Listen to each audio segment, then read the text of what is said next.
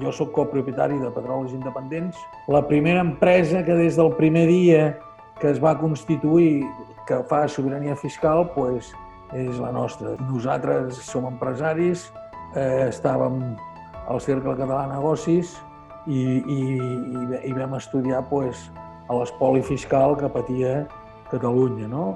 I vam dir, bueno, doncs una manera de que deixi de patir espoli fiscal doncs és que nosaltres comencem a pagar els impostos a l'Agència Tributària de Catalunya i a partir d'aquí, doncs, si ho fa tothom, doncs, l'espoli fiscal el podríem controlar des de Catalunya. Si ho fessin molta gent, doncs això és una pressió als partits polítics aquests i als polítics aquests que només estan a la política per cobrar un sou a final de mes, que és una mica el que ens han demostrat la majoria, no tots, però la majoria de polítics ens han demostrat fer això. És una pressió més perquè es tornin a agafar el camí que ens van prometre que agafaríem. És molt fàcil, perquè el que fan per a l'Hacienda espanyola és un paper més i que això ja s'explica.